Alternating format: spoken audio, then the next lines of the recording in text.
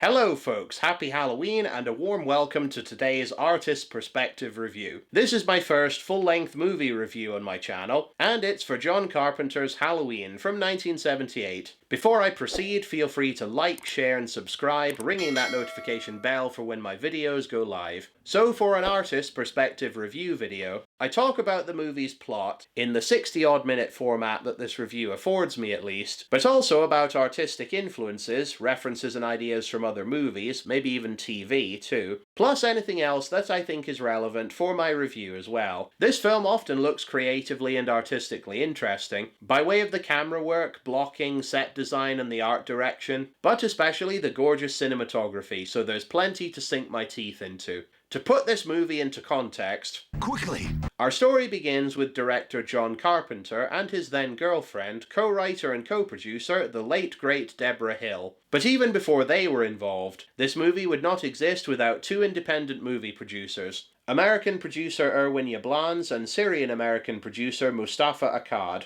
a mainstay of the Halloween franchise until his death in 2005, Rob Zombie's 2007 remake of Halloween being dedicated to his memory. In the late 70s, both Yablans and Akkad wanted to make a low-budget horror film, as did 29-year-old USC film school grad John Carpenter. Halloween is Carpenter's third film. He did Dark Star in 1974 and Assault on Precinct 13 in 1976 before it. The former is a sci-fi parody. I think, therefore I am.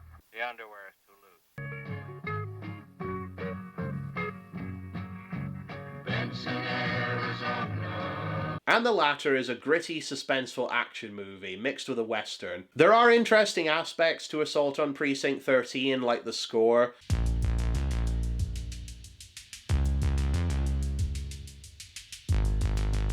The pacing and camera work feels like the prototype for Halloween, also the build-up to various action payoffs. It also features both Charles Cyphers and Nancy Loomis, who appear in Halloween. However, I regard Assault on Precinct 13 as a less interesting version of Halloween, without the supernatural element, because to me there's nothing it didn't do that Halloween didn't do better, sadly. It is technically interesting to see how it influenced his most successful film commercially, however. Halloween raked in $70 million in 1978, making it the most profitable independent film ever for a while, because it was independently financed and released. Unlike The Empire Strikes Back, Mad Max, and The Blair Witch Project, for example, as those are indie films as well, but they were studio released, Halloween is a proto-slasher horror film, with Alfred Hitchcock's Psycho being a proto-slasher and very influential to Halloween. Basically, while Halloween popularized slasher films, Hitchcock essentially created the genre. Another influence John Carpenter cited for Halloween was Michael Crichton's Westworld.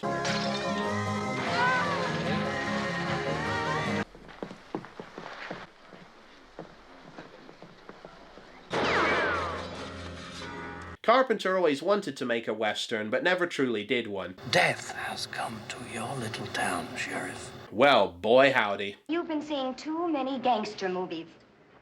Also, Donald Pleasence was the biggest name in the movie as Dr. Loomis. Wouldn't he give us a touch of class? Oh, yes. Anyway, John Carpenter was a huge fan of Pleasence since he was a kid, and he agreed to do it because his daughter was a guitarist in a rock and roll band and a fan of Carpenter's music. Lived up to his name, a very pleasant fellow. Also, Sam Loomis from Psycho is referred to in Halloween because of Dr. Samuel Loomis, but only by name. All right.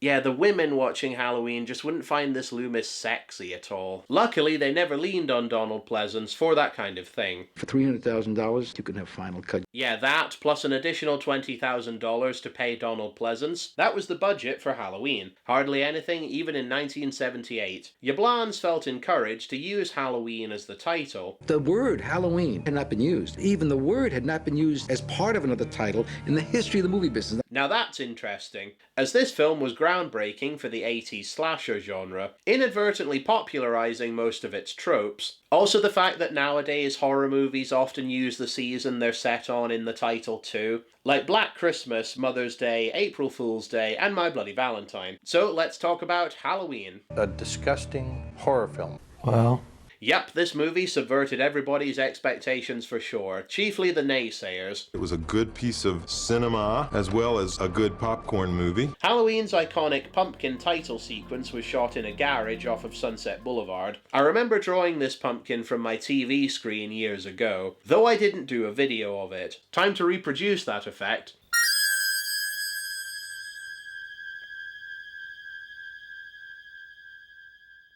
I'm not going to light it, it'll burn my nerd cabinet down. Anyway, Halloween, in keeping with John Carpenter's musical vision, really went for synthesizers, unlike Hitchcock's live instrumentation in Psycho, a form of modernization, kind of.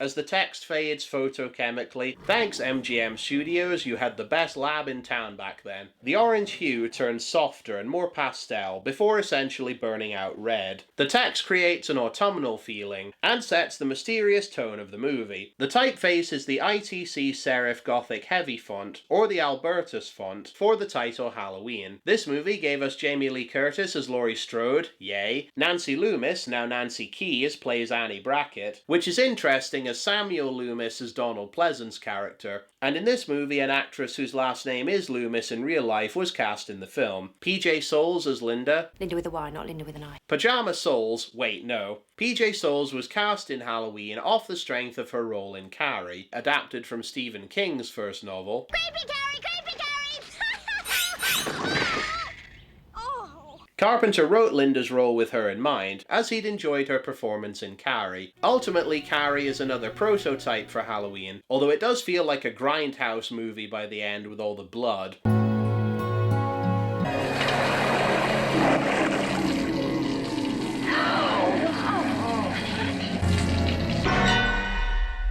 Carrie is intense, Halloween is just tense, and that's usually more interesting to me. Cinematography by Dean Cundy. Cundy did a spectacular job on this movie, which kicked off his career. The jack-o'-lantern encapsulates that dry orange October feeling. Also, the black void plays off the time of year and the atmosphere as well. The push-in on the pumpkin is tense, subtle, slow-moving, and perfectly undercut with the music. Bernard Herrmann's score to Psycho was influential to John Carpenter, and you can hear the influence on Halloween's iconic theme, played on the Prophet 5 synthesizer, which was quite new at the time, I believe. The theme is based on the 5/4 drum rhythm, which John Carpenter had been taught as a kid from his dad playing the bongos. There are 3 layers to the theme. One is percussive and almost sounds programmed to click every millisecond, which sustains tension. It's almost as if your whole mind is being short-circuited and played with. Another layer is the main 5/4 piano synth melody. It's almost like a 10-string arpeggio, and there are other sounds played on the keys in the 3rd layer, although they sound like other instruments, like the deep bass synths stabbing their way into the track. Synth strings enrich the 3rd layer. The Prophet 5 was able to imitate other instruments, like bells, horns, and other rich atmospheric noises, also beautiful resonating bass sounds. Eat your heart out, Bob Moog. Boy, do I know my music theory, kind of. The zoom in on the pumpkin's eye and a bit of the mouth is ominous and creepy, especially when we just have the candlelight inside the pumpkin, which goes out. The music was done improvisationally over 3 days, which is why the score can be repetitive, but it grabs you and never lets you go, basically. Associate producer Cool Lusby has just about the coolest name ever. I love it. Cool Lusby's backyard was used for when Annie goes to the laundry room in the garage. Our story starts on Halloween night, 1963, in Haddonfield, Illinois, which is not a real place. Haddonfield, New Jersey is a real place, and that was the basis for the main setting of this film, as co-writer Deborah Hill grew up there. I think the fact that this film is set in the Midwest rather than where it's filmed in California is because traditionally when you think of the celebration of Halloween in the USA, you think of the breezy Midwest in October, and that's why we're in Illinois. Could be any place in the Midwest. Midwest. Most small towns have a haunted house story, house down the lane, somebody was killed in or somebody went crazy. Thinking about the context as to why Michael Myers, the villain of the piece, is the way he is, dare I say his backstory,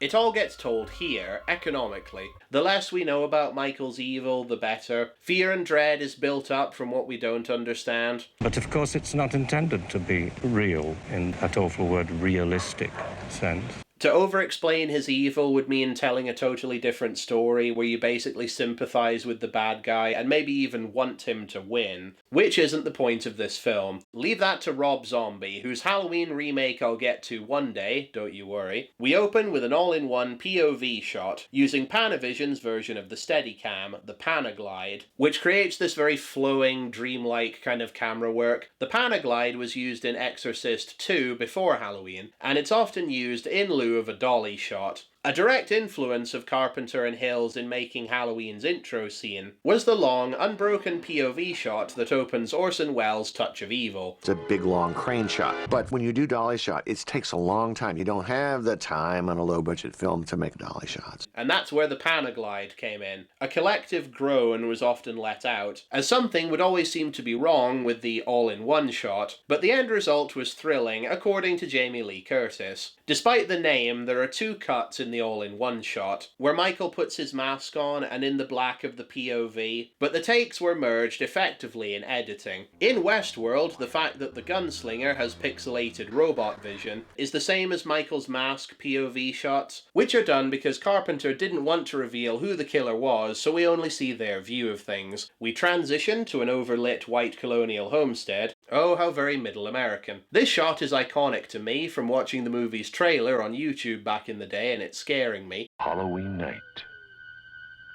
A small American town.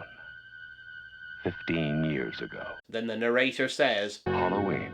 So many lens flares in this film with the anamorphic lens being used, though they look organic as they happen in the moment. Eat your heart out, J.J. Abrams. And I don't hate J.J. Abrams at all, I'm a fan, but back to John Carpenter's mastery. The pumpkin at the door is very hollowed out, so when it glows it's more red than orange, which suggests danger, but it's also a symbol of aggression. That's the primal, unmotivated drive for Michael Myers. It's all very sexual, or about sexual repression and aggression. This movie is all based on the id. Tell me about your mother. Why, she wouldn't even harm a fly. The pumpkin head is very red like blood, and the shape is kind of phallic too. Adds to the under-the-surface idea of how this movie is again about repressed sexual urges. Also voyeurism. That our main villain is a virgin stalking young women that remind him of his sister, kind of. First time for everything. I think Psycho and Halloween perpetuated this long-standing academic fascination with horror, but specifically of the mentally ill horror movie villain out to rid the world of sexually promiscuous people. A kind of vigilantism, but that assumption only works if the person is of sound mind. We all go a little mad sometimes. Carpenter did not intend his film to have that kind of moral message, although Hitchcock would have. His movies have that psychosexual, pun intended, undercurrent to them. Actress and model Sandy Johnson plays Judith Myers, who never went on to do much after Halloween, even though her death is the iconic, inciting incident of this film. In reality, this old homestead looked the way it did later in the movie's timeline, because it was old, abandoned, and wrecked. So after the film was done, this was the last sequence they shot. Ironically, the first scene in the movie. It was whitewashed and the interiors were all done, in the areas that the camera would see. If we moved out of frame, it would reveal all this old raw wood. Carpets were put down and curtains hung, also all the furniture, etc. added in. Great art direction, Tommy Lee Wallace. So Judith and her boyfriend decided to go upstairs and have sex. Lights are out. Okay, away we go. And partway through Michael's trek through the house, it's over for them. I was surprised that the guy's staying power was